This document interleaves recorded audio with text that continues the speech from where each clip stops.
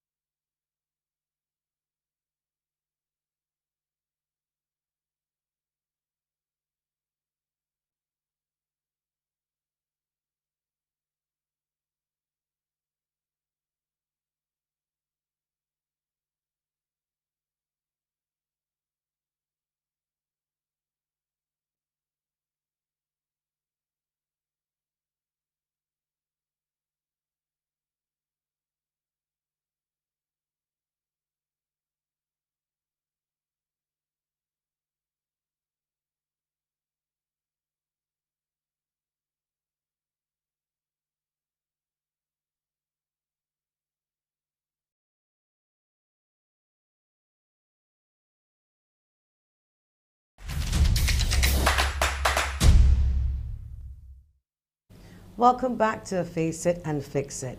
In March 2020, the island at the time was moving from stage 1 to stage 2 of their national preparations for the COVID pandemic. And plans were put in place by the Association of Medical Practitioners and they set up a task force about a year and a half ago. And to talk to us a little bit more about where they are now is the co-chair of that task force, Dr. Tanya Sargent. Good morning, Dr. Sargent. Hi, good morning. Thanks for having me. And thank you so much for coming. It's been 18 months. Task force has been set up. Just take us back a little bit about what you did over the last year, I should say in 2020, and what do you face now in 2021? How has it changed? Sure, no problem. So the task force was actually started in March of 2020. Ironically, the week before we had our first cases of COVID-19 in Barbados is when we met for the first time. And at that time, we said, well, the world is facing what has certainly turned out to be a pandemic, and we need to start preparing for when it reaches our shores, because by then we knew Barbados was not going to escape the pandemic. We met, it was a small group of us initially, and then we decided, okay, it's a pandemic, it's something medical, so the doctors need to be at the forefront of this fight. And what a fight it has been so far. Um, Initially, we started out with, regular monthly meetings, not only meeting with our BAMP doctors, but non-BAMP doctors, the whole medical fraternity, just to, converse amongst ourselves to see how we were going to navigate uncharted territory. We would have, presentations from other people, virologists, epidemiologists, just keeping us up to date on what was happening with the pandemic and how we can structure a response to mitigate the backlash, as it were, from the pandemic in Barbados. We've written several protocols on a response to COVID, how doctors should manage COVID patients coming to their offices, how the hospital should respond, what should happen in the surge, what are we going to do about the actual dead bodies, people who've died from COVID, the best ways to handle all those processes. We've looked at everything. We analyze the data from around the world. We're all very well trained medical practitioners who have a lot of experience with reading studies, analyzing data, and then coming up with a plan to say, okay, this is what is being done in the world. This is what the studies show. How can we use that information to guide Barbadians, the Ministry of Health, just help in response to the pandemic? The task force consists of doctors from all fields. We have general practitioners, specialist family physicians like myself. We have a cardiologist, gynecologist, obstetrician. We have someone who's works in pulmonology and intensive care. So we have voices from all, um, areas in the medical fraternity to say, hey, this is how COVID is affecting us. How can we help our doctors, our nurses, other paramedical people navigate this pandemic? And we've worked through from there, just trying to anticipate what could go wrong. So initially, remember, they were saying things like only unwell people should wear masks. But then we started to analyze the data and say, well, the countries where mask wearing across the board is considered, that those people have less numbers. So then we started to say, maybe we need to start telling the public here, let's start wearing masks. Even the people who are well, let's everybody start wearing masks. When we were approaching the tourist season, we got together and we said, well, let's hope we need the tourists to come in. We need economic activity in Barbados, certainly. But how can we do it safely? And that's when we started to push for monitoring of tourists. Really, saying to the powers that be, we need people to come in, yes, but they need to be monitored. What's the appropriate quarantine period for persons who are coming in and possibly bringing disease with them? We've looked at all of those things. When we expect an outbreak, how are we going to handle this surge? Where do we go from here? And very recently, well, even before then, is the vaccine. When they had said, okay, we have vaccine ready, we said, okay, we need to get Barbadians ready for vaccination because we had anticipated that there would be a lot of pushback, a lot of vaccine hesitancy because these vaccines were developed very quickly. How can we prepare our public for vaccines? How can we educate them? which vaccine are we going to have available to us in Barbados? What do we need to store the vaccines? Who would be eligible for vaccination? Who should be vaccinated first and foremost? And how would we roll out the program? We looked at all of those things and we tried to lend our voices to the fight. And more recently, we knew that Delta was going to be a problem in Barbados. And we've seen the devastating effects of the Delta variant throughout the world, and therefore we don't expect it to be any, different in Barbados. So therefore, how can we mitigate the consequences of the Delta variant that we know would land on our shores eventually? And that's where we're at now. We're in it. What can we do to limit how much spread we have, and the spread is directly linked to the consequences of COVID. And you're working in tandem, obviously, with the Ministry of Health and Wellness, the, Yeah, the, the so task force. So you put forward your suggestions, and it goes a little bit further. CMO, various people will then look at what your opinions and what you put on the table, and then decisions are then made. Now now that we're seeing the Delta variant and we're seeing so many positive cases, how has it impacted the private practices? And I know that they put things in place before when it was alpha and it wasn't that bad. Have we gotten to the stage where you can't get an appointment with a doctor unless you are maybe asked a couple of questions first before you enter into the building? What is going on with that? What can patients expect now with this surge, going just to their private doctor? Yeah, so excellent question. And again, that's something that we tackled from very early. Is even the community. Patients trust us. They're gonna call us for advice. Doc, I have this, I have that, what should I do? So we looked at this very early, and we've had protocols in place even from the very beginning. We wrote a protocol of what you do in your office. So one of the things that we always encourage patients to do is to know the symptoms of COVID-19. If you have these symptoms, please call ahead so that your doctor can guide you. The physician might say, okay, go get tested first, and then you'll go from there.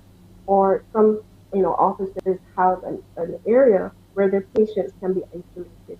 So even if you have suspicious symptoms of COVID, you can be isolated from the rest of the patients waiting in the waiting room. Because you don't want a case where you have a positive case that come into your office and then you've exposed your healthy patients or patients who have problems other than COVID-19.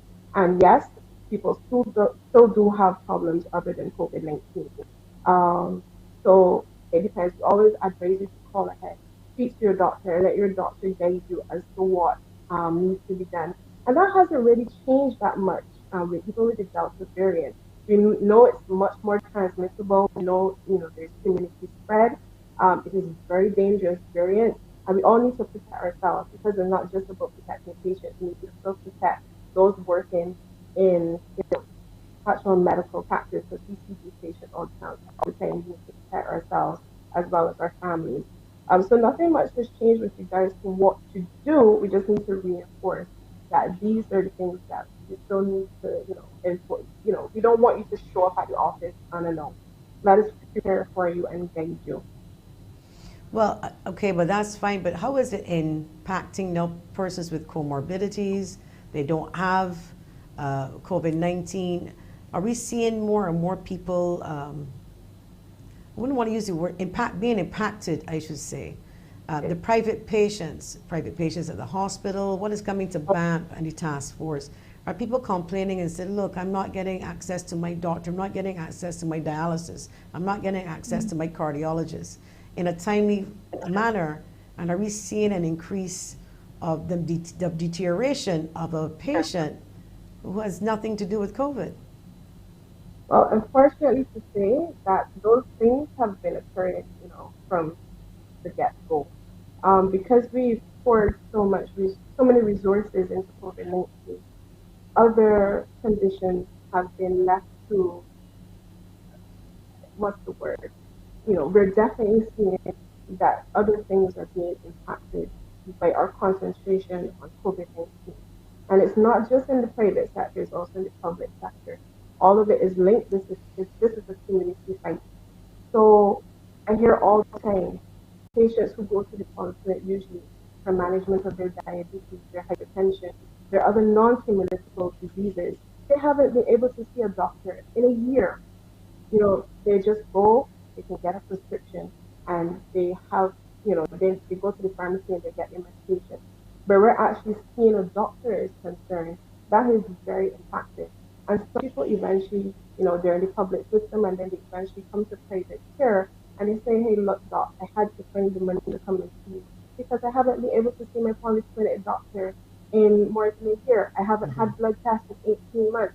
These are the realities that is, that are happening in Barbados, and it should be like that. So what we've had even from last year is, the fear of seeking medical attention. People stay home for too long. They present to the hospital when they've already had severe complications of their diabetes, simply because they weren't able to access their regular doctor. We have people who are staying home with chest pain too long, and when they come, they have a heart attack, but they've been home for too long. Anytime you wait too long with certain medical conditions, you're always going to have worse complications. And we've been seeing that from the beginning. All right, we're going to have to take a quick break here, Dr. Sargent. When we come back, we want to talk to you about this new variant we're hearing about, R.1, and what that is all about. We'll be back.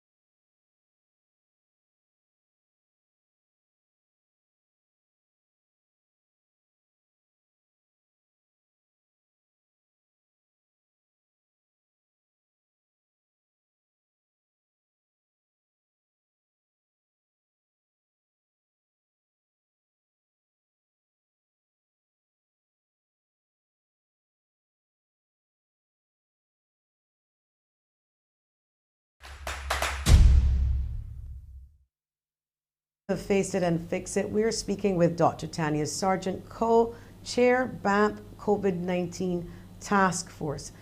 Dr. Sargent, before the break, I'm not sure if you're familiar, I'm now hearing it about all these variants and of concern. And we've got several, Delta being the dominant variant right now. But in the news, we're hearing about R.1 variant somehow seeming to break through the vaccine a little bit more. What do we know about this variant, or are we still collating information on it, getting information on it? Well, this one is news to me, to be honest. I would have to say we're still collating information. A lot, because the virus has been, so prolific. We're having all these variants that you can't even keep track. It's almost like we're running out of alphabet, as it were. Are you hearing me?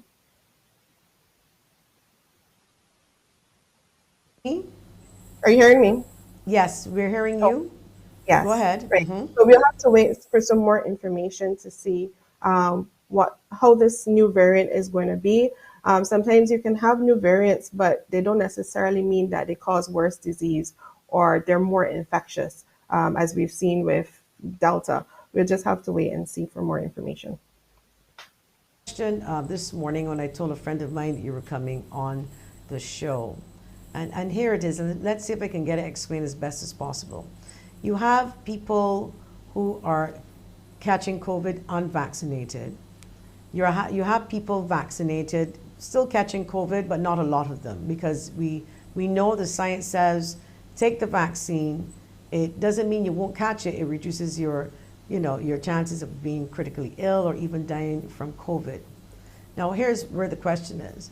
If you have a lot of people catching COVID that are not vaccinated, and then you have over 100,000 people vaccinated, at some point, would we reach herd immunity? What I'm asking is, how long would a person who caught COVID unvaccinated would have some level of immunity? 2 months, Sure. 3 months? So you're asking about natural immunity. Natural immunity, yes. Okay. So studies have shown that natural immunity is much shorter than immunity that we get from vaccination, what we call vaccine immunity or herd immunity, whereby you've been infected with COVID-19 and then you get vaccinated later on. The problem with natural immunity is that it has been shown that it doesn't last very long. And some people within about 2-3 months, they can actually become reinfected with COVID again. And that is why we're still pushing, really advocating for people to get vaccinated if you haven't had COVID, because vaccine immunity lasts much longer than natural immunity. And even if you have had COVID, if you're vaccinated, what we call hybrid immunity, that boosts your immune response even greater, and therefore you're much less likely to develop COVID-19 again. But yes, if you've had it before, you can definitely get it again. Well, we know now. You can get it again with another variant or the same variant. It can be the same variant. It can be another variant. But there is a point in time that you have natural immunity. So let's just say a month, for argument's sake, a month where unvaccinated meets vaccinated. At some point, there's going to be this crossover that we may see. I'm looking for a little breather for everybody here. Encouraging people to vaccinate, yes.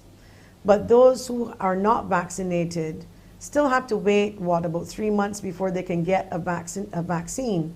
So that lull period between waiting for a vaccine, natural immunity, vaccinated persons over 100,000, don't you think that maybe in the next few months we may see some sort of breakthrough in terms of the numbers coming down?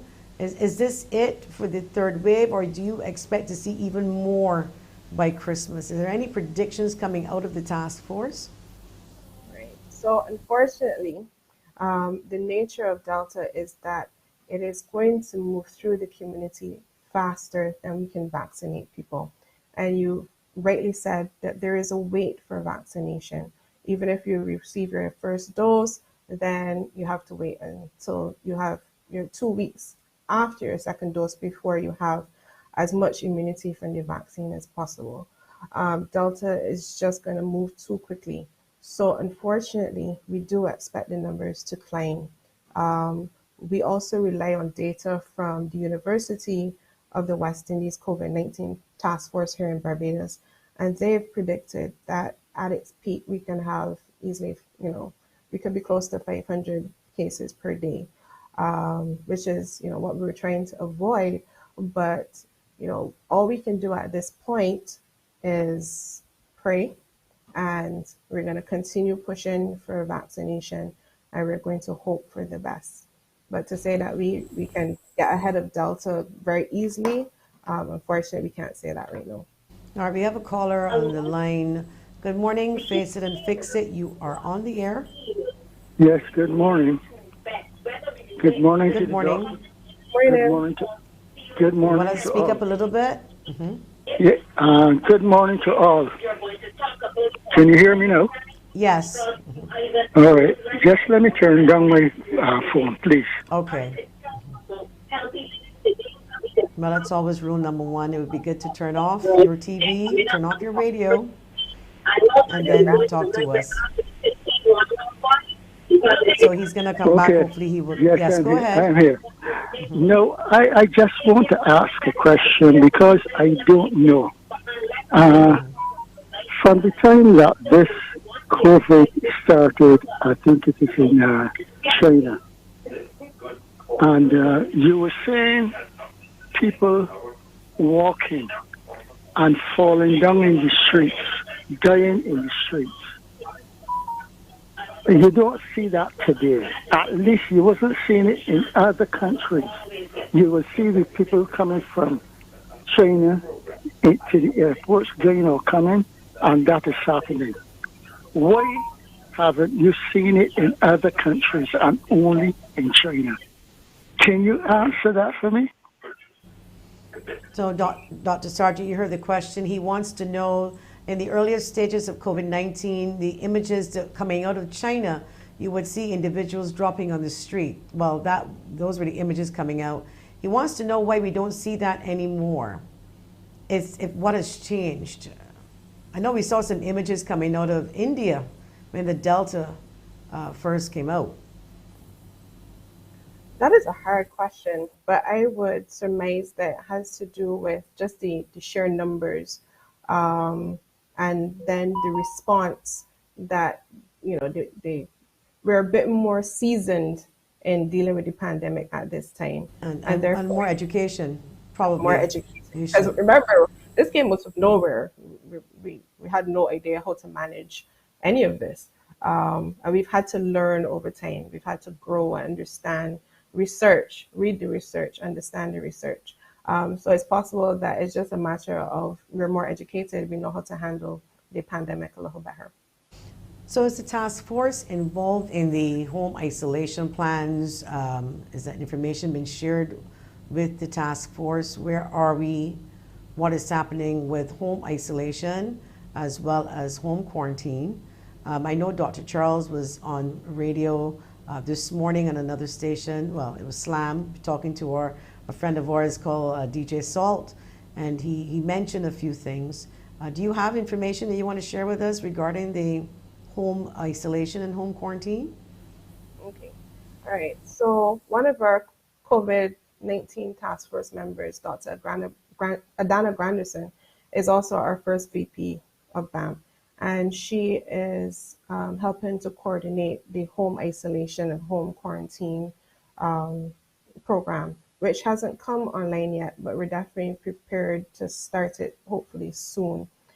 So the information that we've been given so far is that we want to give certain individuals the option of quarantining and isolating home. And just to remind our listeners, quarantining is a person who has been exposed to COVID-19, but they're not having any symptoms of COVID-19 as yet, but you're just quarantining them so that they're not exposed to other people and therefore possibly spreading the infection even more. However, isolation is for those people who have been proven to have COVID-19 and you want to isolate them again because you know they're positive. You don't want them to spread the virus to other infected persons. There are certain criteria for both. So any person who is going to be considered for quarantine or isolation, they will have to be assessed by medical practitioners to decide if they're appropriate candidates for either one. Because as doctors, the first thing is always do no harm. We want to make sure that our patients are well cared for. So while we're saying to you can stay home and quarantine and isolate, we want you to do that as safely as possible. So there's certain parameters for each one. The people who are allowed to quarantine or isolate at home will have to be monitored. They will have to, you'll be given instructions on what you need to look for when you're at home in isolation or being quarantined. Medical practitioners are going to check in with these individuals every day to make sure that they're not deteriorating. And if a patient in quarantine or isolation does have a problem, they're going to be given access to specific numbers that they can call for help. So if they've noticed that maybe their oxygen levels are starting to decrease, they can call and say, hey, doc, I'm having a problem. Can you please send somebody to assess me? They'll be monitored to make sure that they actually stay where they're supposed to be. I'm sure that we've all heard rumors of people who are supposed to be in quarantine, sneaking out, going to the bank or the supermarket. So we don't want that to happen, especially those patients who are supposed to be in isolation. I think, well, it's going to be a lot of moving parts because one, the home has to be assessed, whether it's suitable, whether it's sanitized, whether you have enough space. So at the rate of spread and then the rate of contact tracing, so you have about 2,000 people maybe sometimes at the rate we're going in quarantine that you now have to check and then check on after you put the bracelets on it. So it is taking the resources, yes, because you can still need the medical teams in order to check them. So at no given point will the doctors and nurses get a little ease. Well, they will in a sense because they don't have to be there every day feeding an individual, and there are a lot of expenses associated with the government right now putting people into quarantine. There's a lot of expense. You know, there are some people who are asymptomatic and really could continue it at home, so I could see where it works. But I'm saying that the resources, the moving parts for the doctors and of making sure that everybody is suitable and qualified to do this is huge. It's huge. It's a big task. So I'll give you the final word, though, Dr. Sargent. What would you like Barbadians now to know, and what kind of advice would you like to give them in 1 minute? Well, it's what we've been saying from last year. Ensure that you follow the public health measures. You know, wash your hands, sanitize, wear your mask, wear your mask, wear your mask, social distance. COVID loves a crowd, so we need to stop seeing people congregating, especially without their masks. Please social distance. Delta is serious. It is not a joke. We need to do all that we can to mitigate our risk. And for those people who are eligible for vaccination, I do encourage you, please, please get vaccinated. It is not just for you. It is not for your family alone. It is for everybody. We are in this together. From the beginning, we have seen that this is a community and a national effort. What you do as an individual affects every single person. So it's not just about you getting vaccinated. If you've been vaccinated, encourage your family, your friends, your co-workers, get vaccinated. Let us come out of this pandemic stronger together and better forever. Dr. Tanya Sargent, co-chair BAMP COVID-19 Task Force. Thank you, and hopefully we will invite you back again because I know there's a lot more information that needs to be shared. Thank you so much. Thank you for having me. Coming up after the break, Dr. KERRY Hall, tourism consultant, will be back.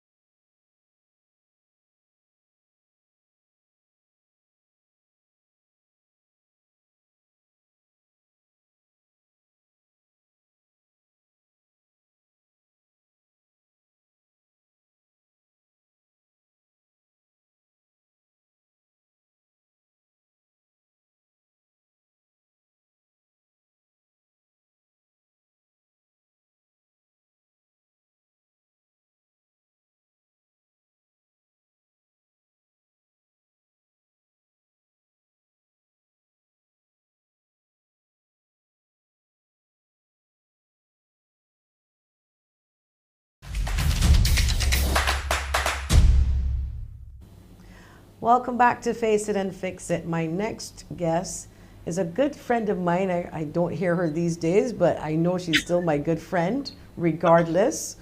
And her family, good friends of mine too as well. It is my pleasure to introduce to everybody Dr. KERRY Hall, tourism consultant. Welcome. Thank you so much, Joyanne. It has been a while. Barbados. It has been a while, but I still have my eye on you. You're doing wondrous things. So thank you. Well, you know, I got to ask you before we get into anything, how is Uncle Wes? I hope he's watching.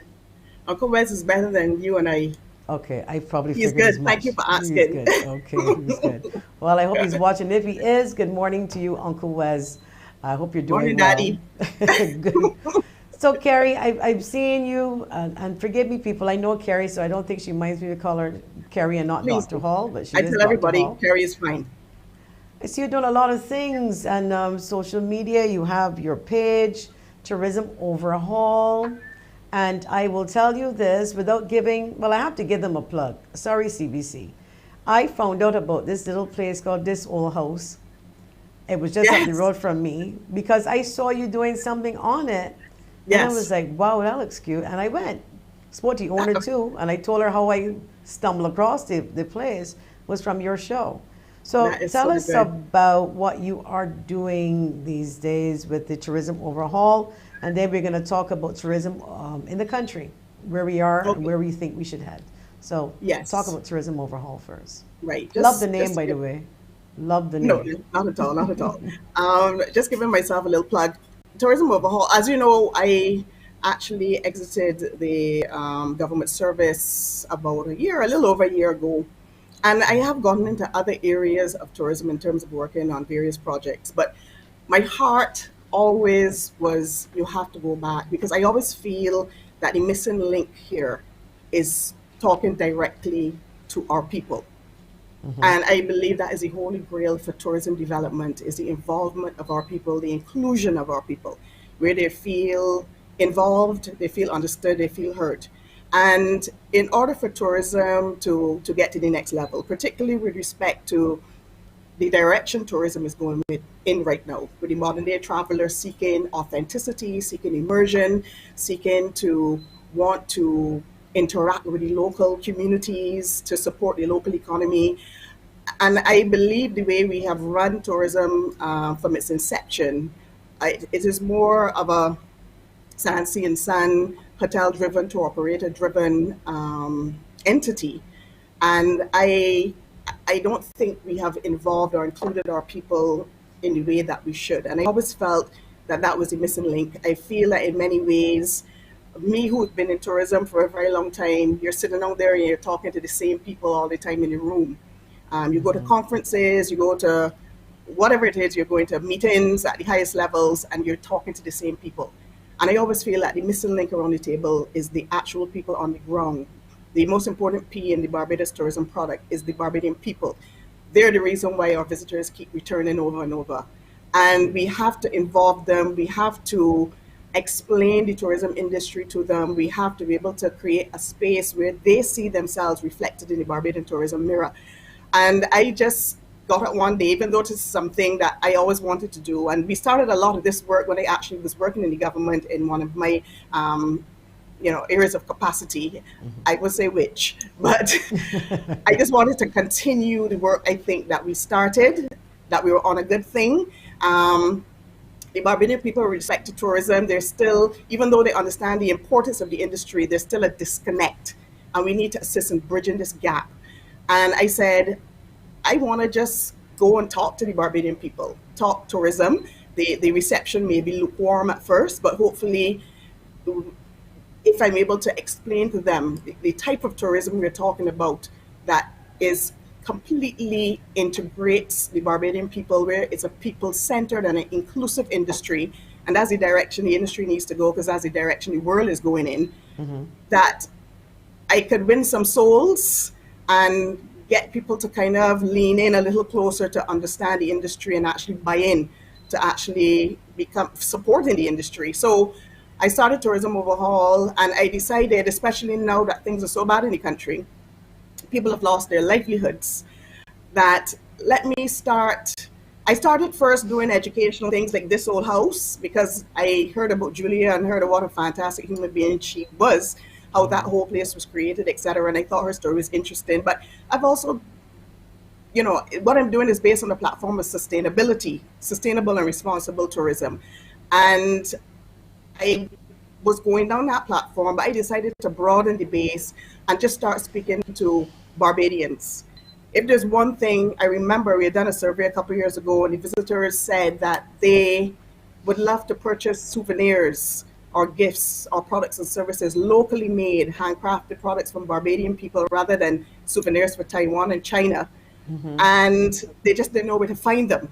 So I said, look, let me just start going around Barbados and talking to our talented Barbadian people out there doing wondrous things that many people may not know about, to see if I could create some pathways from the visitor, particularly the welcome stampers, to these individuals to stimulate some economic activity. So it is educational, it is about involving our people, it's about giving people positive exposure, it's about telling them about tourism. So it's a broad platform, and I am really, it's a labor of love on my part because I can't believe I'm actually out there doing this, putting myself in front of the camera on social media. But it's a labor of love, and it's something that I hope bears fruit. It's only a baby, it's 3 months old, but I will continue along Well, this I'm journey. surprised that you took that route too, because you were never the type to be out front. No. You were never the lights, camera, action girl. Not that you are now, but you need to come out there now if you're gonna push the product. Now let's talk about products, because we know we're in a pandemic. We can't really rely on people coming only just for the sun, sea, and fun, and we need to rebrand. Now, I'm not sure what slogan they went with eventually. I know that was something that was being worked on.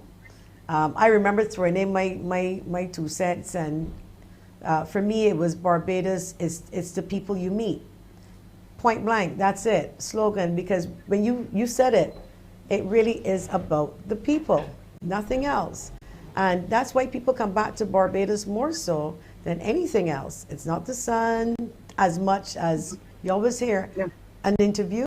They all say, what do you like most about Barbados? Man, it's people. It's people. People are wonderful. The people are warm. So for me, the slogan would have been Barbados, it's the people you meet. Point blank free. I would charge 15 cents for that. You would have given it to them? Huh? Say again? But you're absolutely correct. Because even if people come, because what we do is push Sassy and Sun. So even though they may come for our natural assets the first time, they keep coming back over and over because of the love affair with the Barbadian people, the unsung heroes, the backbone and heartbeat of the industry. And I'm talking our frontline workers, I'm talking the average Barbadian in the street. And I think because of that, our people need to take center stage, because they are the reasons, they're the heart and soul of this country. And so you're right, Joyanne. I actually was going with This Is Who We Are, and then just showcasing everything in the I still think we need to fix a little bit about who we are in some corners, because there's some actions that are not reflecting as good as they should. I understand that, but I'm talking about our rich history, our culture, our food, everything makes us our green monkeys, little children walking about in school uniforms, that component, not the other side that we're seeing raise its ugly head. I mean, the true essence of Barbadiana, that we know that is who we are.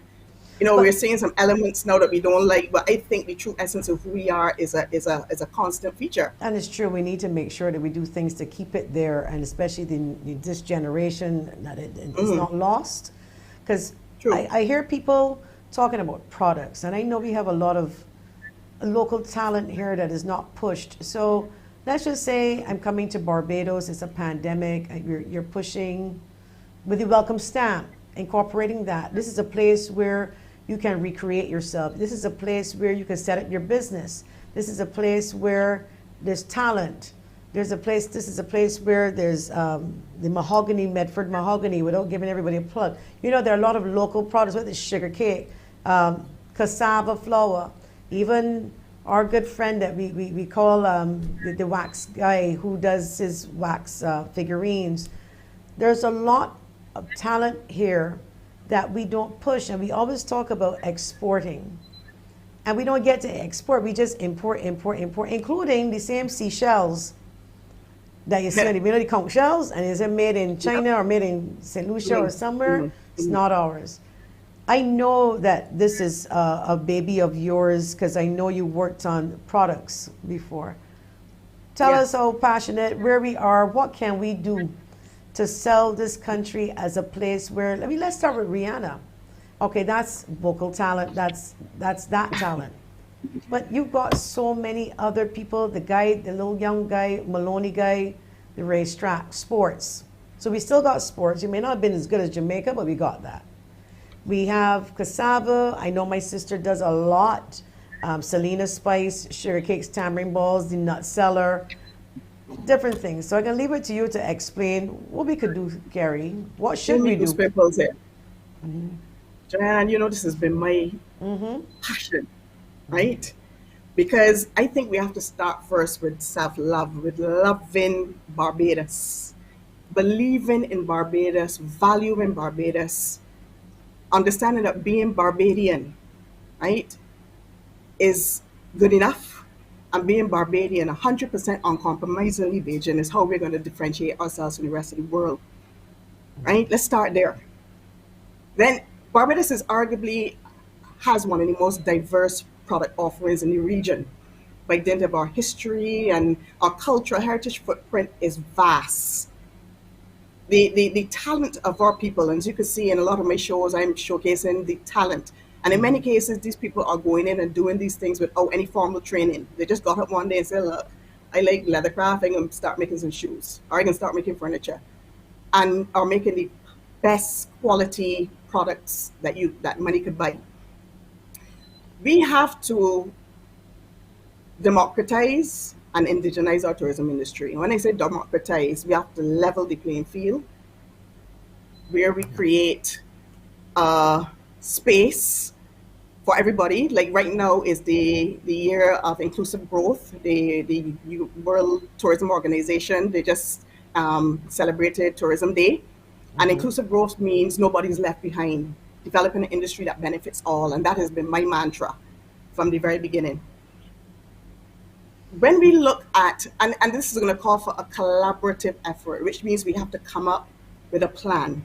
We have to come up with a well-conceived plan for tourism development in this country, which includes civil society, everybody, community-based organizations, non-governmental organizations, private public sector, civil society, where we have to determine where we want, how we want, or the role we want tourism to play in the future development of this country, and the role it's going to allow the average Barbadian to play.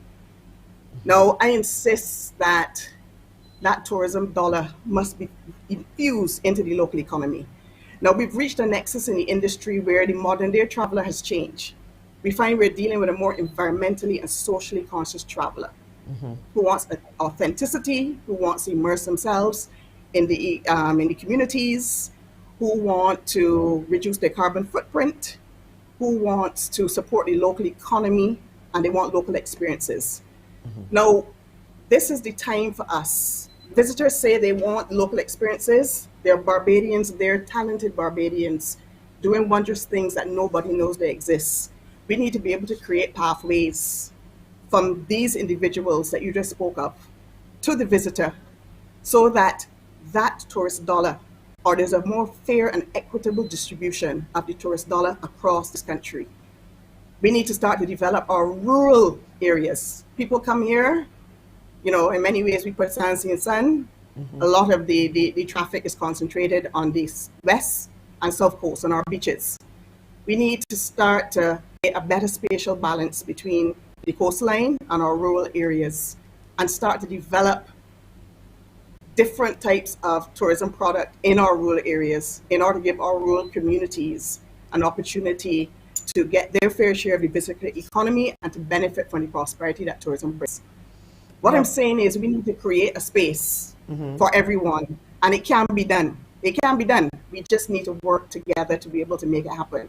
All right, I have to take a quick break, Kerry. When we come right back, we're going to talk to you a lot more about tourism overhaul. We'll be back.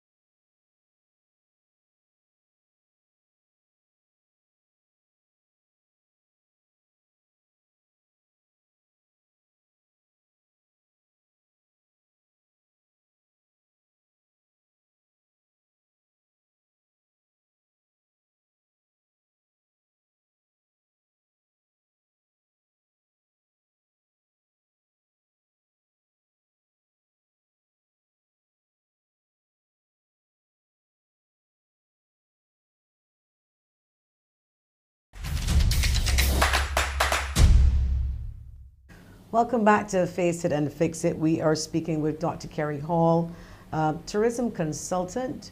And Kerry, you were saying before the break, we were talking about products, but have you done an analysis, looked at other countries, other Caribbean countries, and see what they're doing, how they are coping with the pandemic, if they've shifted? Because it's not only us who rely on the sun, sea, and others.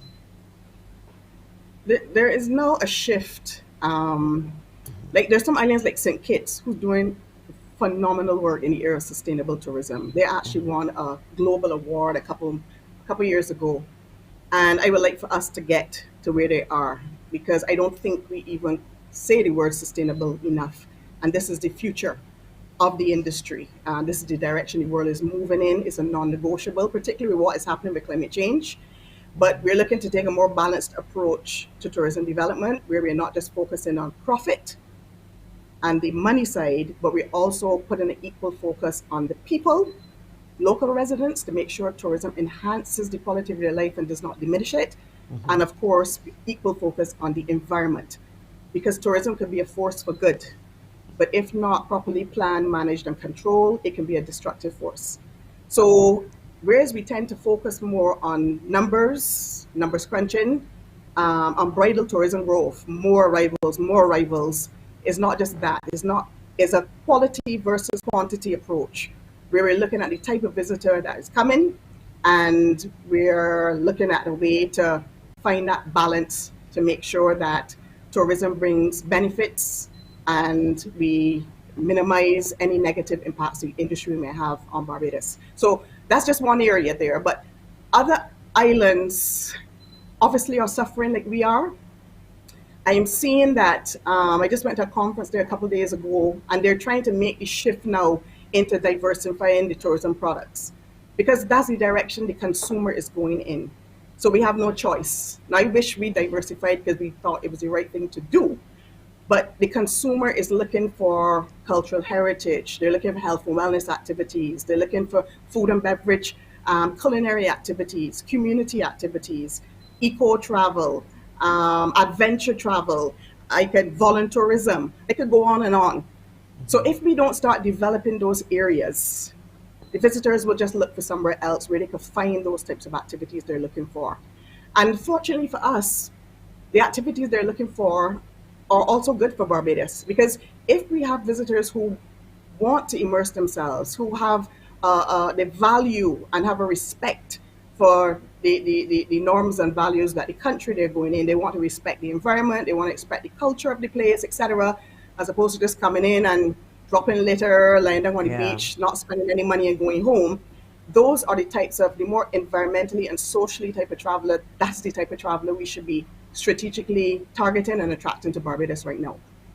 So yes, the other islands I think are shifting, because I've been to a couple conferences that were held by the CTO.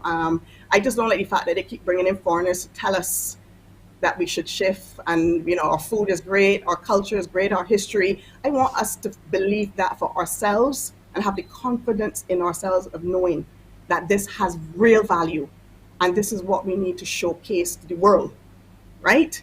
And for Barbados, diversification is one way that we create a space for a broader cross-section of people to enter the industry and to actually eke out a living from the visitor economy on a year-round basis, right? Because right now tourism is seasonal. For years, from the time it started, 200 years ago. I think we need to now push that back and create a year-round industry where we could create more jobs, where we bring in more revenue, it enhances the brand more. And we keep focusing on arrivals, and we don't focus enough on spend. And when you look, and this is the level of critical thinking that needs to take place in the industry, where we need to peel back the layers and really start to study this industry and take a holistic approach to its development. Because when you look at the numbers, and we had record-breaking numbers in 2019, just like how the global economy, tourism economy, had record-breaking arrivals, 1.47 billion people. We had about 1.3, almost 1.4 combined between cruise passengers and stayover in 2019. But when you look at the visitor spend, there's no correlation between the people that are flooding into Barbados and the visitor spend. Our visitor spend has stagnated over the last 10 or 12 years. We're earning less now, I think, than we did in 2008. So one way, it tells me either this, that we're going after mass tourists who are coming and not really spending any money, or we are not doing a good enough job of extracting those dollars from our tourists. Maybe because we're not providing them with the types of experiences they're looking for. And this is where now, Joanne, it comes in, where we talk about the inclusion of all of the talented people you aforementioned, where we need to find ways to promote, to showcase, to create pathways from the visitor to give them the experiences they're looking for, because everything they want, we have. I think we have only scratched the surface of what Barbados is able to do and the opportunities we're able to provide to our people. When you have, and you could probably better explain this than me, an all-inclusive hotel. So you get everything there. The umbrellas belong to the hotel. The beach chairs belong to the hotel. The water sports belong to the hotel. The craft belong to the hotel. You know, and then you dare not come as a vendor to do these things. You understand where some of the problems could start to... Joanne, listen, you're talking to your sister here. I understand this. The reason why all-inclusives, you know, I think in the great financial depression recession of 2008, where people were trading down and didn't have much money, and obviously it was very convenient to pay to go to all-inclusive, and they became very, very popular then. They were popular before, but they've proliferated. And in Barbados now we have quite a few. And I was always a proponent that we needed to cap them. We need to put a cap on all-inclusives, because they do keep visitors in, even though they say they send them out, but in some cases they send them out on their own tours, that the money remains within the company. If we are and this is why I told you, we need to come up with a plan, a well-conceived strategic plan on where we want tourism to go. A plan with an inspirational vision that everybody buys into and gets behind. A plan that has clear priorities, are the areas that are of focus, extreme focus, and clear environmental, social, and economic goals, right? So we will determine what type of tourism we want. We want an inclusive type of tourism, sustainable, one where our people are at the epicenter, and where opportunities are provided for the man in the street to also benefit. You know what I mean? Where we don't push back, we don't let go of Sansi and Sun. Sansi and Sun is, we are in the foremost warm weather destination in the world, region in the world, the Caribbean. So people will always come here for Sansi and Sun. But what can we add to it? We need to push past Sansi and Sun and create other areas that don't necessarily compete with Sansi and Sun, but complements it. So the areas I just told you about, the areas that we can do very well, because we're not going to try to do something. Barbados has to be Barbados. We're not Dubai. We're not Morocco. We are not Argentina. We are not London. We are Barbados. And I believe that we need to do Barbados well, and we need to do Barbados to the highest standard we can do. Be very sustainable, very authentic. As I said, I want to attract a high yield type of traveler. So this is where the strategy comes in. We would like to attract a traveler, the type of traveler who has the type of spend that we're looking for, who will stay longer, particularly at this time with COVID. Because when you come for a week and then you get stuck in a room for 10 days, that's a problem. There's something that's happening right now, a massive trend in the industry called slow tourism. And it's in line with sustainability and everything else that comes with it, where people are traveling slowly. They're going to a destination, they're trying to cut out long haul, but if you have to travel long haul, you stay longer. So you go to a destination, stay 2-3 weeks, a month to 6 months. You don't be running around from pillar to post, looking for all the attractions and being stressed out. You actually absorb, connect with the destination, go to all the local spots, the hidden gems that only locals know. You support local communities, you support local businesses, you travel sustainably, you travel by bike, or you walk, or you go by local transportation, you actually savor the moments and have a real holiday and get to really know the destination, its people, its culture. But And you it know was so that funny. could be said to people. There, people could say, "Well, you know, that's for rich people," because in No, order it's to not. stay for 6 months or 3 months, Yes, you may, they can ask you obviously at immigration how you paying for your stay. You got to pay for your stay, and be able to correct. hold your own for that time. There are those people because we are saying that rich people are only looking to stay in a villa or to do polo or to do certain things, and some of them are. But the definition of luxury has changed, Joyanne, where experiences are valued more than material things. And I remember one time, this guy who has a tour operation company said, Kerry, I just spent the last couple of days driving this billionaire from the Middle East to every single rum shop in Barbados. He just loves rum shops. We went into about 11. He was dropping money all over the place. The locals loved him. He was just tipping everybody. His definition of luxury was that rum shop. The definition of luxury is no more a Gucci purse or going to dinner on a high-end restaurant with a jacket and tie.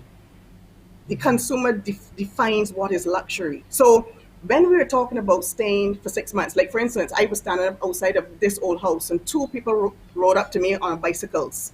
I love when research comes alive, right? They were in their 20s and they just stopped. I was still filming. I don't know if you saw that film. And I asked them, where they rode into the filming, and I stopped but still continued shooting. I was talking to them.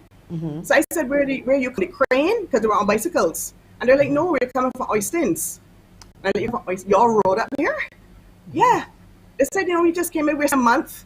We rode up here and all we were doing, they were looking for this old house and I told them they had found it, we were into it. But they were looking for one of the, I can't remember, one of the off the beaten path places in St. Philip. And they were searching for that. And they told me that they were just riding around, stopping at every rum shop, talking to the locals, shooting the breeze, just, making sure they were spreading the all over the place. And that they were riding everywhere they wanted to go on the island. So these were young people, and every place in Barbados is not expensive. I guess if you go work out a monthly rental fee with the individual if you're staying for a month, or some people could be rich, but I don't think everybody has to be rich. The thing is with Barbados is being a high price point destination. Barbados is quite expensive. We think that it's expensive across the board, but have an expensive or not expensive experience in Barbados depending on where you eat, where you stay. You understand what I mean? So Like it's not a local necessarily plate of food, and you get enough pack on for like $10, $12. You get a good plate with macaroni pie, rice and stew, exactly. all kind of You could things. it You depends get on you could $10 have as an subs. expensive or as cost effective a stay in Barbados as you once you do your research, and especially these people are repeat, they know where to go. And now that you're talking about that, in terms of food and beverage tourism, they just did some research there. CTO presented it in the last thing I went to, and they're saying that visitors will pay up to $100 for a quality local eating experience. What right now is being charged 10 or $15 for. So we have to Wow. understand what's going on out there. Oh yeah, look, There's a shot. There's a yeah, that's a shot. shot there. For Those those are of you two in young Radio people. Land, we put up a picture of Kerry, nicely Oh God, dressed, looking all touristy, talking to two tourists on their bicycles right in front I've got of you here, okay? this old house that is located in St. Philip. For those of you just right next door to the Sam Lars Castle. Sandals Castle. Yes. Yeah, And these are two young people, as you could see. They're on their bikes, and they have ridden from Oystins, and we're going to see more of these types of travelers who are very sustainably minded, very socially conscious, and they're going to be on their bikes traversing Barbados. Look out for them, Barbados, stopping at rum shops, stopping at little places, supporting the local economy, buying whatever they see at the side of the road, buying, cutters from any rum shops, just hanging out with the locals and savoring the true, authentic Barbadian immersive experience. wow. That is what we need to be looking for. And this is the type of traveler who is going to spread themselves out across the rural areas. They want to get down into the little nooks and crannies of Barbados. They want to buy local products. They want to eat in local establishments. That is the direction the industry is going in. All right. A lot of them are eating plant-based food as well. and we have to prepare for that. A lot of them are turning to plant-based options because, we know that the meat and dairy production is contributing to global warming and climate change. Listen, I So mentioned people that need the to other change day their to habits. somebody Yeah, who is a pig farmer who wanted to get into this global warming aspect of climate change. And I'm like, well, first of all, you may need to get rid of the farm. Because if it's well, one thing that they're no, but it's true. If it's true. people don't even understand, some people don't, sorry, my apologies, that getting rid, or should I say lowering your meat consumption is part of assisting the planet in Yeah, terms of reducing your carbon footprint and everything else that goes along with I making can sure make the difficult one environment for is the difficult clean. one for Bajans. Exactly, it's difficult because, I mean, when we had But the swine fever, or we talked about it, the first thing that Bajans, and I can tell you this for a fact, they had the press conference, and the first question was, can Bajans catch this thing from the pigs? No, no, no, no, no. It cannot be spread. Even if you eat the pork, is fine. Bajans were out of there. All they wanted to know is that they could still eat pork, and that was it. And well, but right but on we about gotta that. we gotta we gotta soon wrap up. But I want you, before we wrap up, talk about tourism overhaul itself. Where can we find you? On IG. Tour is on IG and it's on Facebook, right? So you can find me there and kind of look out for the shows we've done, the ones Just we have type in upcoming, and tourism overhaul. Holiday HALL. H-A double L. HALL. Right, there it Yes. is, tourism overhaul. I like to do this quickly if I can get on. I've done this with the fire service. I've opened up because I haven't liked the page, tourism. Okay. Oh, there you are. And there is KERRY. Oh, wait a minute. I liked the page already. I'm sorry. I did. I'm on Oh, your yeah. page. Nice. It's highlighted there, so I liked it, but I encourage everybody to go on Tourism Overhaul page, like the page, see what KERRY's doing, and she's doing a lot. We do need to talk after the show. I wouldn't need to tell you that, of course. Yes, I'll be we calling do. you. Yes, We do. we do. So final words at you, my dear. What do you want to say to all who are No, listening? I, Because people overseas are listening too as well. Hi, overseas viewers.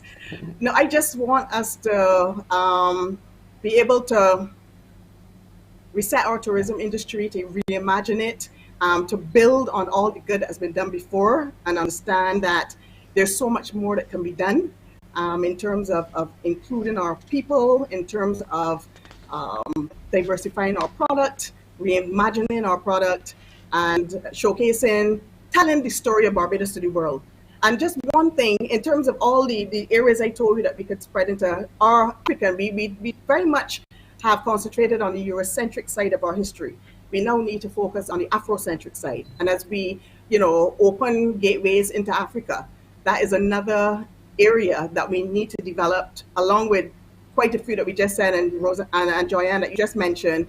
I want us to fulfill our true potential and to find all of those areas that could benefit this nation, benefit our people, and do tourism differently, build back better. And I think our country will be unstoppable once we reposition our country to outperform our competitors. Barbados, I have complete confidence in Barbados as a country, Barbados as a tourism product, and the Barbadian people. So I will continue to watch this space, Joyanne. I hope that we are able to develop a very strong year-round industry that will, once we diversify the industry, in the tourism industry, we can develop a year-round tourism industry that would also provide opportunities for more people to benefit, and we could bring about tourism could become what it is supposed to be, a catalyst for social and economic transformation for this country, Well, if I'm done properly. I'm going to second that, because as long as we have people like you around, whether government or private, and people who think like you, I believe that we can get a lot further. So hopefully we will see a lot more KERRY halls in the industry, and because you have a lot to bring to us.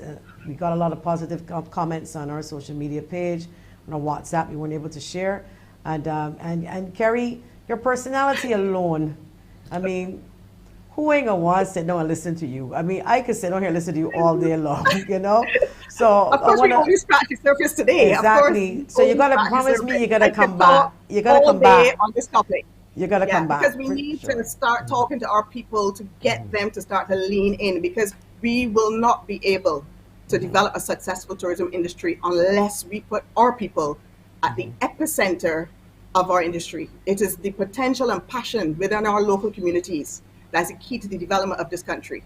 Well, I'll tell They you are the what ones we'll that bring do. this We'll destination speak to to the life. producer, do a show, bring a vendor, coconut vendor, a taxi guy, people who are part of the industry, people who are on the ground, Yes, and let us yes. then talk to them in one group to hear from them And hear on them. this show and hear them. Yes. And I think that would be a We, damn we good idea. need to give Can I the say damn on the faceless and the air? I voiceless. just did.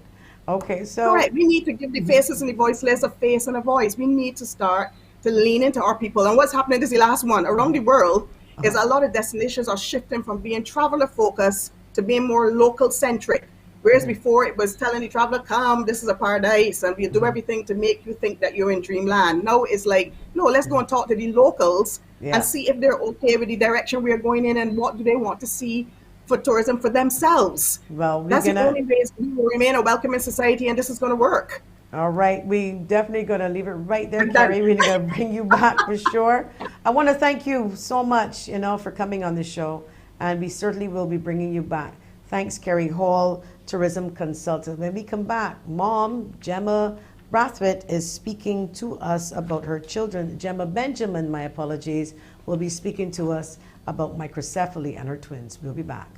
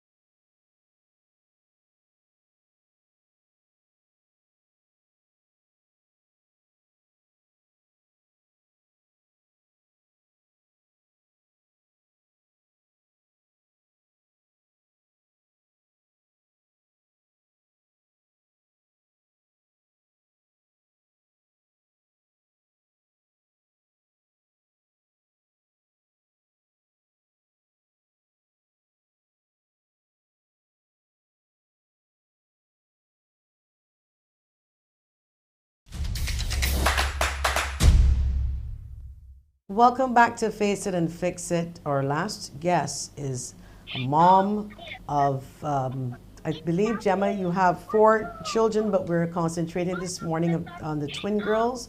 We are speaking with this morning Gemma Benjamin. 5.5 years ago, Gemma gave birth to 2 beautiful twin girls. And things changed a little bit for her when the twin girls were born with microcephaly. And today we are going to talk to her about how are the twins doing, how is she managing in this pandemic, but most of all, we are marking Microcephaly Awareness Day. And the color is yellow, and I am wearing my yellow shirt and my yellow little hair thing. So hopefully you guys out there would support Microcephaly Day. Gemma, welcome. Hi, good morning, Joanne. How are you? I am good. How are you? Oh, you got your I'm yellow doing shirt. okay. As you can see, I We are have one. sporting our yellow. Yes, I have one. Yes. Out of respect for the day, Yes, we are. Microcephaly Awareness Day. Now, a lot of people may not know what it is, microcephaly, and I know you're not a doctor, but I'm sure you can break it down a little bit because it is basically when children are born with their heads may not develop as fast or to the point that it should, which then restricts the growth of the brain, and it can be caused by several different reasons. Is that correct? That's correct. Okay, Yes, that is so correct. right. So we're gonna go in. We're gonna talk about the reason behind how your children managed to be able to born with microcephaly, and I'll let you tell us your story and your journey 5.5 years ago. What happened? I found out that I was pregnant in November of 2019. I went for my usual checkup. At first, they told me I was having one baby, which I was excited about. And later on, down about a few weeks later, they explained to me that I was having twins, which was a bit of a shock for me. Knowing when you're having twins, there you normally give birth earlier than usual, and they do more regular checkups.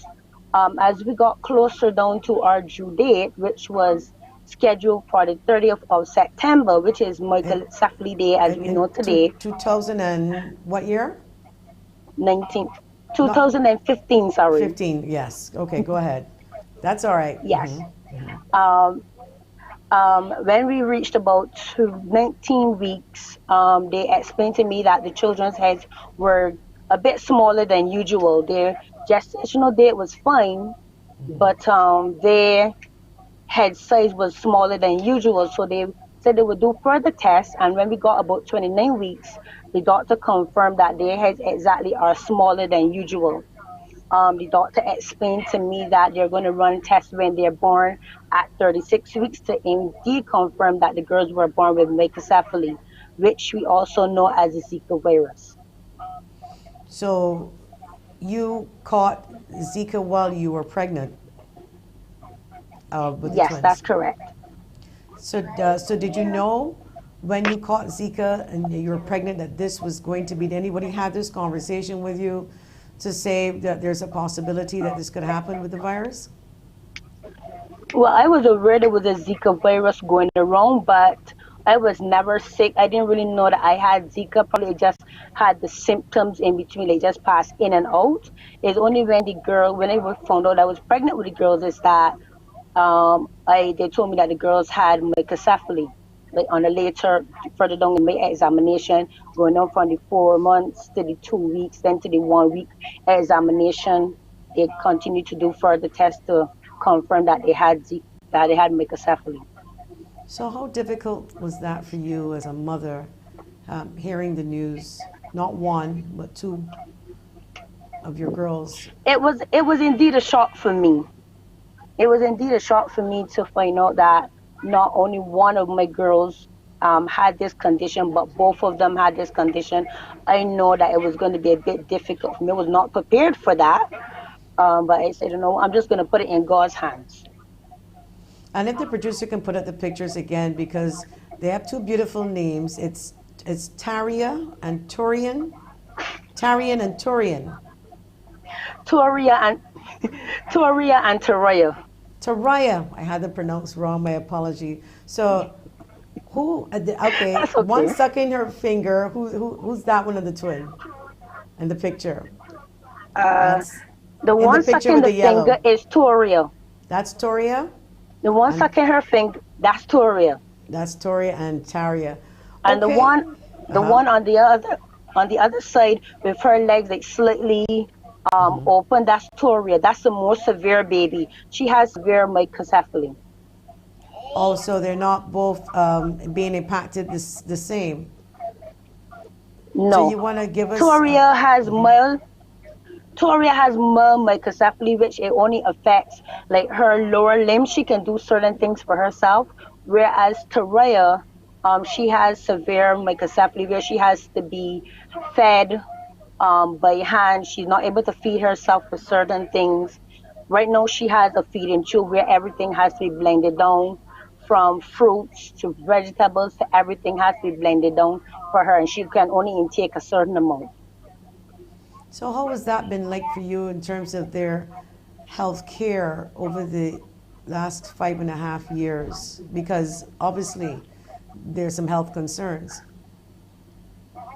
Yeah, it has been very challenging in the terms of with Toraya because she is more severe than her sister. She has to be in and out to the hospital for certain tests. She has to be monitored more closely than her sister.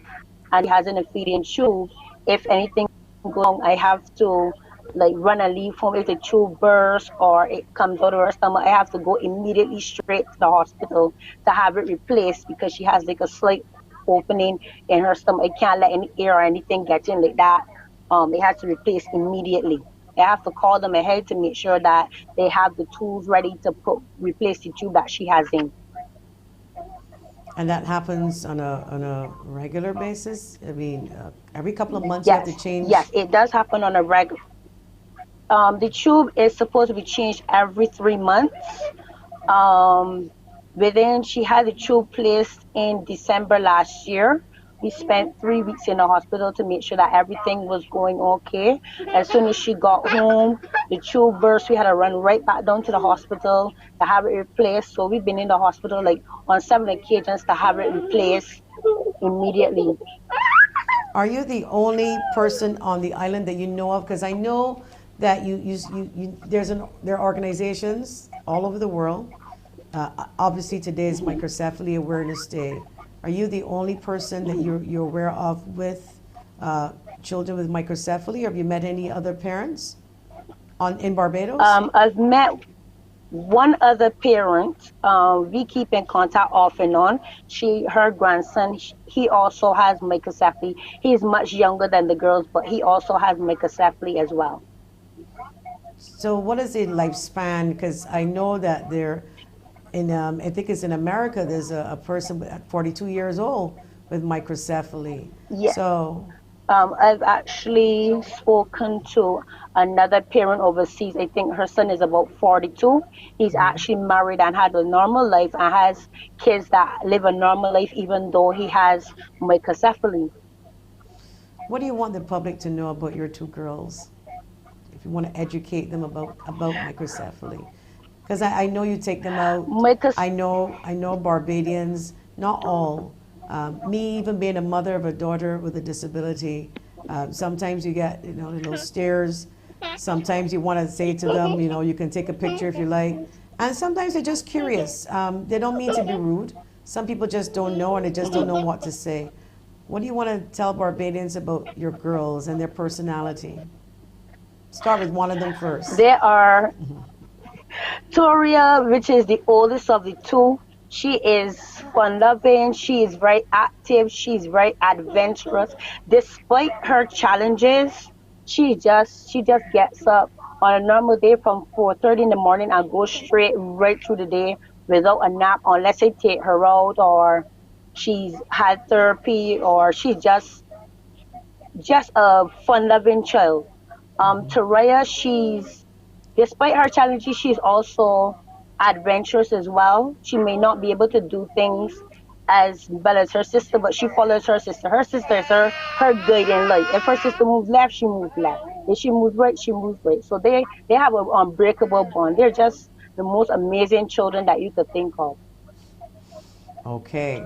Well, we are going to have to take a break, but when we come back, we're going to talk about the Microcephaly Awareness Day. What are they doing around the world in order to mark the day? And we'll talk about that when we come back after the break.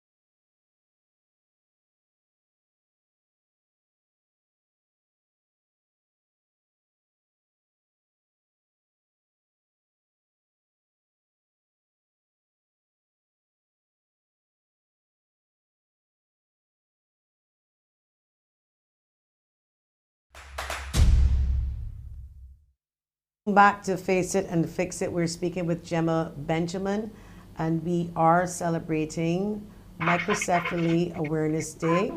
GEMMA, do you want to tell me a little bit more about the awareness? The color yellow, there's a, what do they do normally in terms of, like right now we're making the public aware on TV, but is there a sort of a bigger movement in the US? Do you correspond with Yes. people? Yes, in America is a big thing. Some family hold picnics, some hold church services. It's a very very big awareness day in America. I do convey with some other parents. We post pictures on Facebook. There are actually Microcephaly Facebook groups as well. We join. We when the day comes up, we celebrate. We put up the different families. Um, Showing what Microcephaly is. We all wear yellow, even if it's a whole. Some parents wear a whole outfit. Some families wear something yellow. It's a big thing in America. Okay, and the little ones that keep peeping, who are they? Because I know you have some other children as well. That's her little brother. He's wearing yellow as well. You can bring them in if you want Unfortunately, they to. get If you want to, that's not a problem. right. This is her older. This is Hi, their older brother Shakur. hello, hi, cutie. Hi, how are you? Hello, How are you? I am I am very well, thank you. Oh, you're very well spoken, and you're wearing yellow. So you wanna? How many Yes, children do you please. have, Gemma? I In have all, five in all. the Yes, five. twins, the twin girls, this little boy, your little boy, and An 8-year-old and a 14-year-old. okay. And how are you? I just want to ask you in closing. How are you managing? Thank you, sweetheart. Oh, he's sweet. Yeah, because he's actually doing online class, so he's trying to keep the twins occupied as well.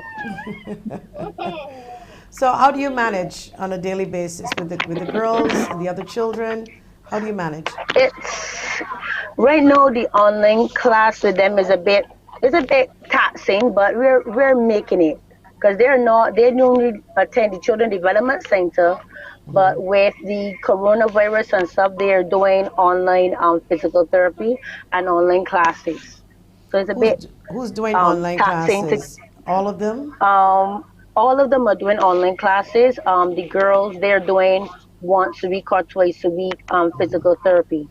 All right. So before you go, I know you told me yesterday you might have been having some difficulty with sharing of devices.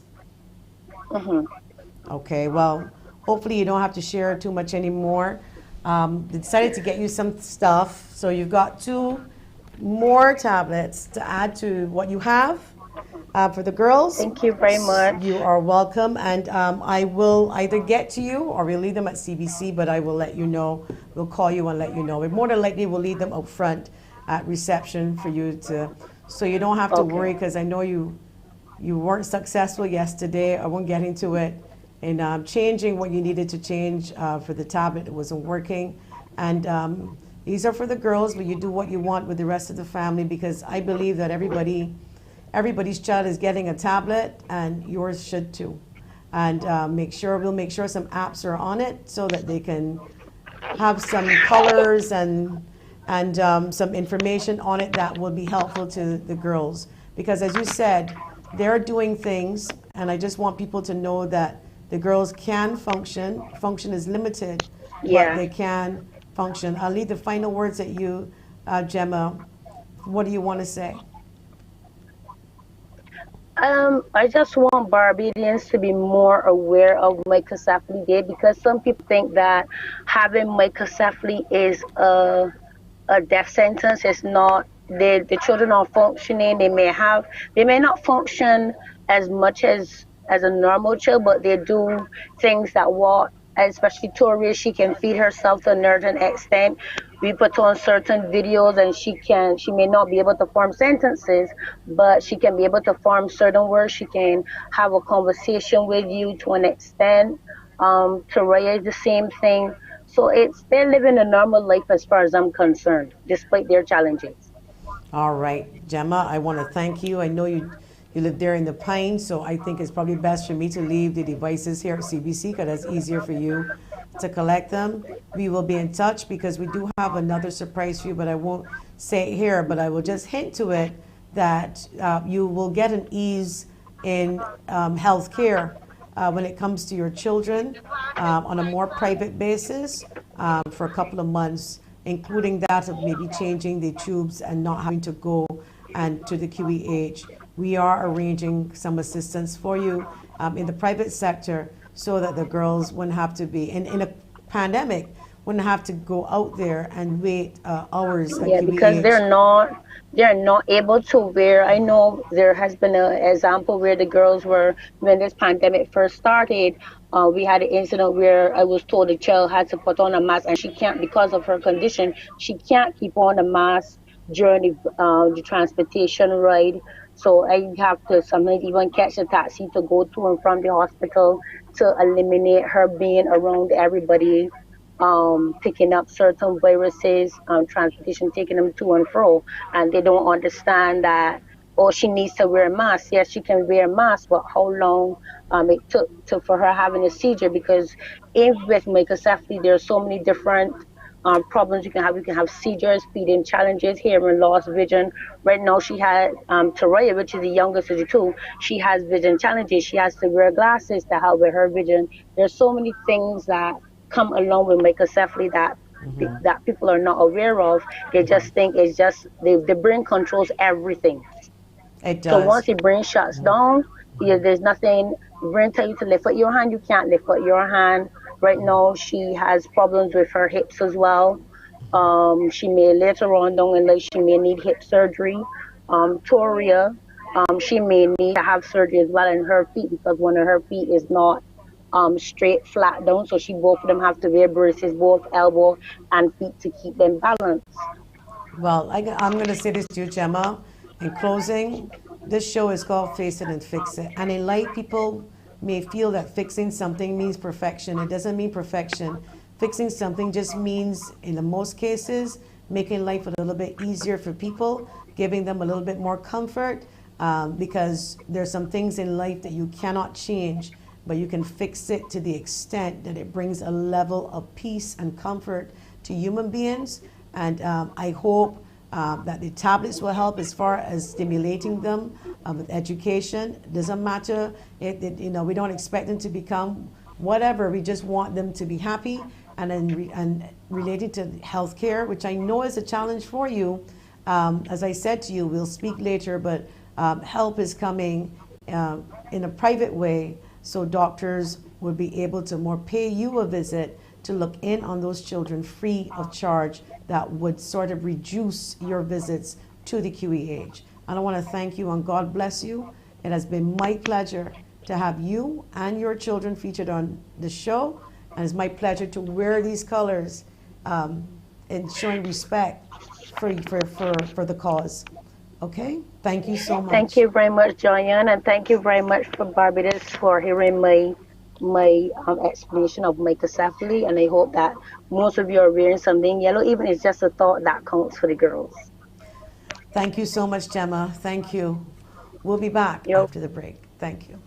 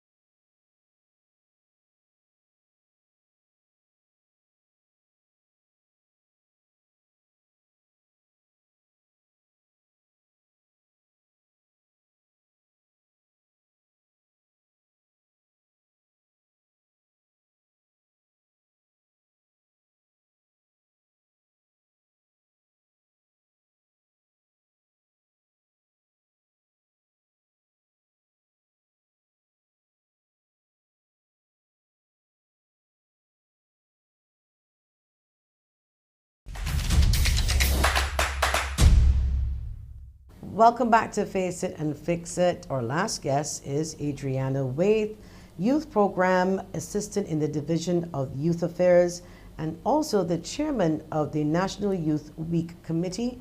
This is National Youth Week and that we are celebrating. It started on the 27th of September, Monday, a couple of days ago. And to tell us a little bit more about it is the person who is the chairman of that committee. Welcome. She's joining us via phone, Adriana Waith.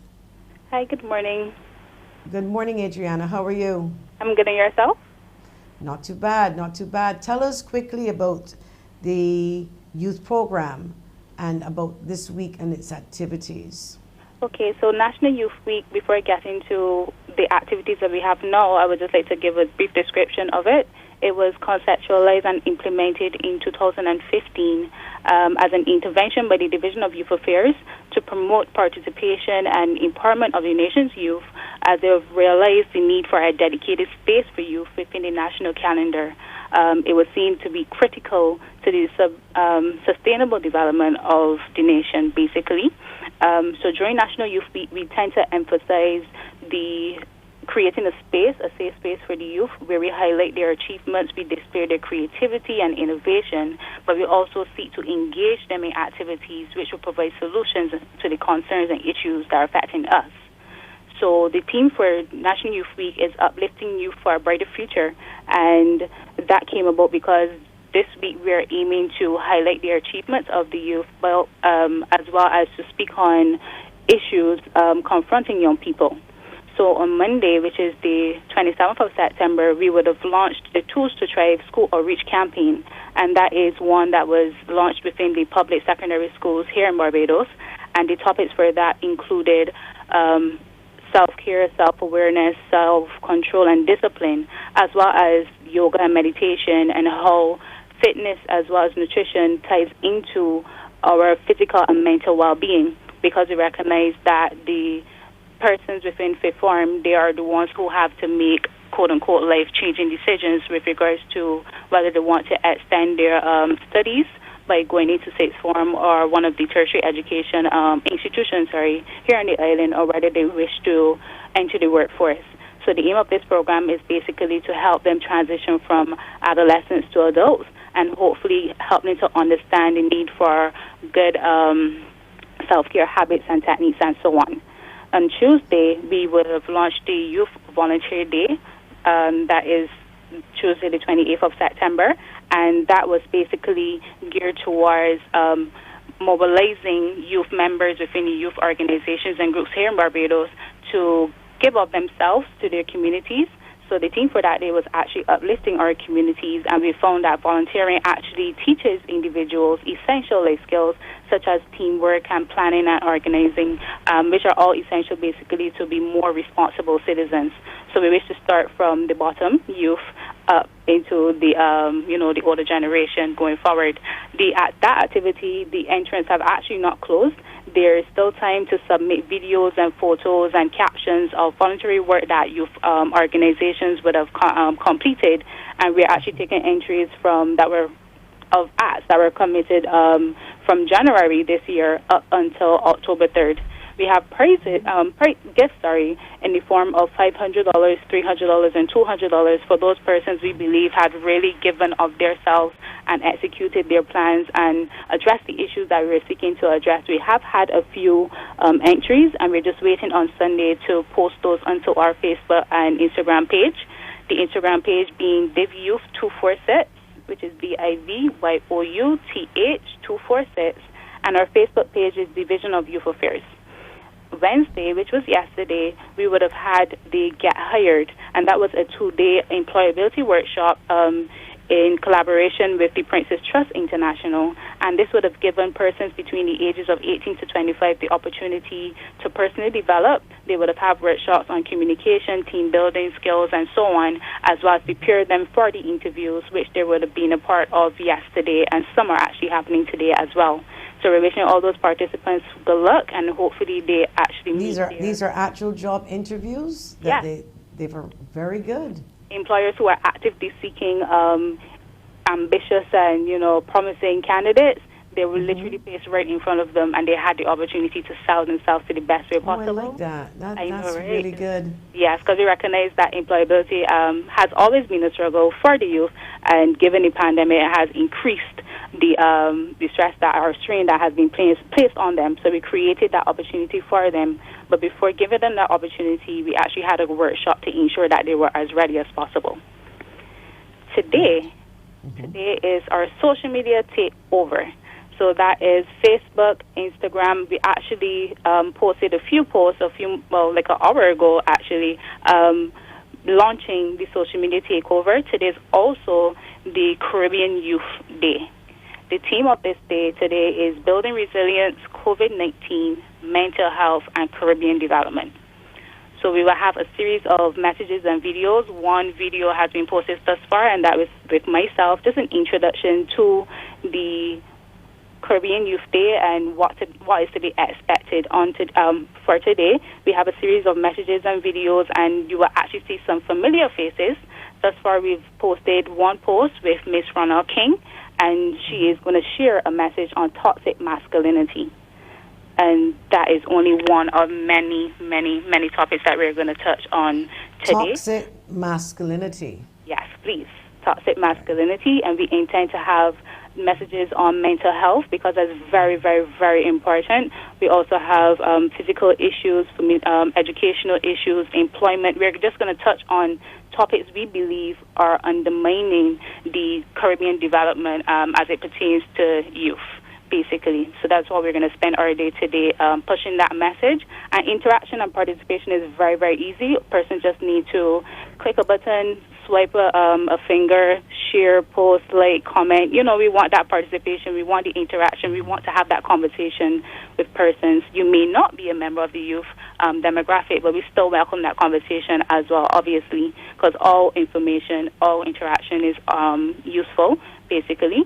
And then tomorrow, we're going to spend the day uplifting our stars. So many persons would know that the Ministry Division of Youth Affairs, we have various programs. I am part of the Youth Development Program, but we have the Youth Entrepreneurship Scheme, where they assist persons between the ages of 18 and 35 who have businesses or have business ideas. They may not have it as the business plan, but they will be able to help them get from the ground up. Basically, they help with marketing, they help with accounts, they help with everything you could possibly think of with regards to your business. And we also have the Pathways, which is the employability program, which, remember, Get Hired yesterday.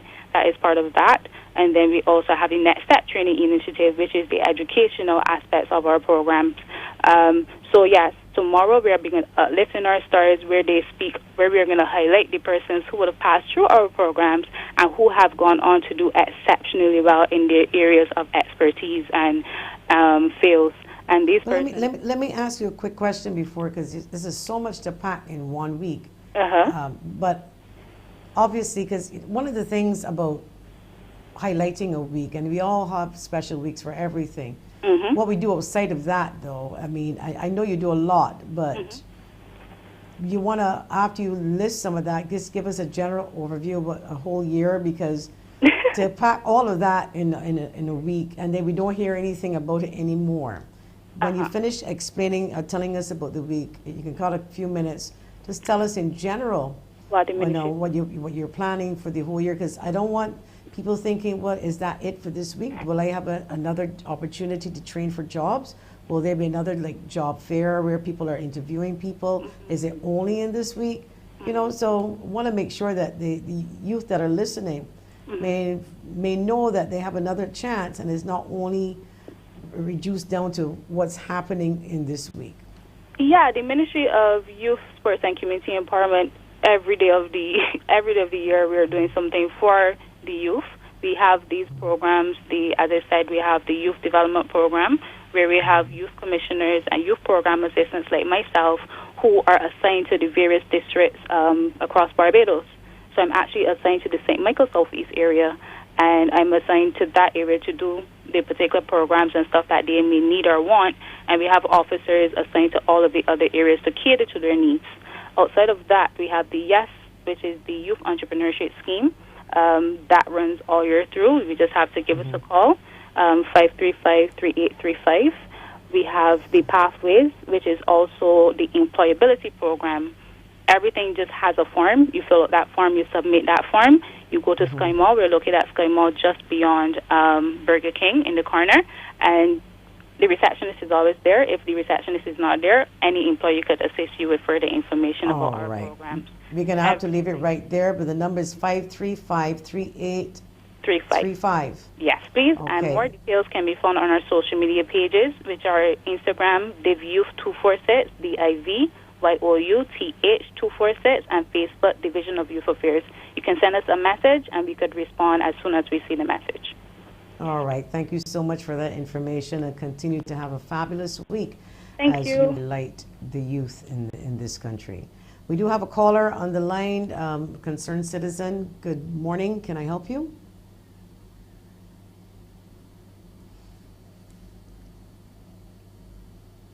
Right. So we have a caller. As we get this call sorted out, I want to highlight again that, I like yellow, but I'm also wearing yellow today in order to show respect for Microcephaly Awareness Day. In addition to that, we did have Dr. TANYA SARGEANT on, and she spoke to us about the virus again. We know the numbers are up. We are getting some information that the deaths continue to rise. We're not sure yet about those numbers, but this is very, very, very, very disturbing that every day we Barbadians wake up to yet another person who has lost their life to COVID. So let's have this caller. Good morning. Hello? Yes, hi, how are you? I'm not too bad, and you? No, not too bad. You have a concern you want to share with us? Yes, I have something I would like fixed where Waterworks is concerned. Okay. Since March, I have been calling Waterworks about their move my meter off of my property. And I asked the question why. And they are giving me all sorts of runaround story because this thing moved through the back door. Because when I first heard that it was supposed to move, I called Waterworks and I asked them what the procedure is. You will have to come in and sign this and do that and do, the whole routine. Okay. Since then, I wasn't home a day, and I come home and I see the Waterworks people moving my meter without my permission. Then some person come to my house and tell me, okay, remove your meter by the curb. And I asked, why would you move my meter? I'm just following instructions. The meter is moved. I understand so far I would have to pay for the movage. They have about 10 or 15 more meters on my property. I asked Waterworks why the movement. They're saying like it moved for convenience. I said, so to move one, why not move all if it's convenience? And don't care who I go to, who I speak to. I speak to the body that move it through the back door. Now it to a stage that they're telling me they have information from the Barbados Police Force, which is not true. When I'm asking, I can't get any information, and nobody is getting back to me. All right, so before we run out of time, let me just recap. It's your meter. It's been moved. You did not ask for it to be moved. No, I did not. Right. You came home one day, you saw them moving your meter, and they're telling you that they're moving it for convenience. Yeah. And they're sending you a bill? That's what I was told. I would get a bill. Well, to the best of my knowledge, unless the policy has changed, ma'am, when you request a meter to be moved because it's convenient for you to have it somewhere else and they can move it, then you pay for it. If the Barbados Water Authority... I didn't ask it to move.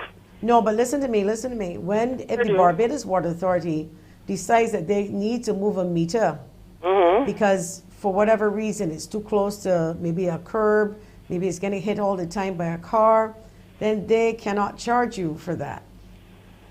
Because once you did not ask for it to be moved and they're moving it because for whatever reason or safety, then the bill should not be at you. And the last time I can tell you up to a few years ago, it shouldn't be at you.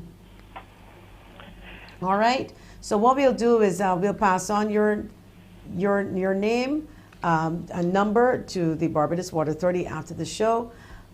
Folks, next week, Monday and Thursday, we will not have Face It and Fix It. We will start after that because, of course, we know we have to break for UNCTAD. And so we want you to tune into that, and we'll be back the following week. To those persons, I want to thank all of our guests for participating, and I'll see all of you. God spare life.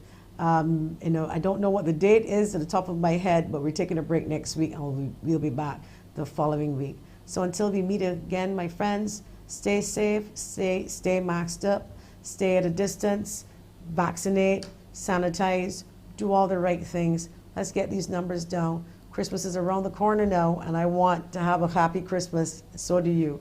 Thank you very much again for watching, and we'll be back with you in a week and a half. We'll be back with you then. Thank you so much. Goodbye for now.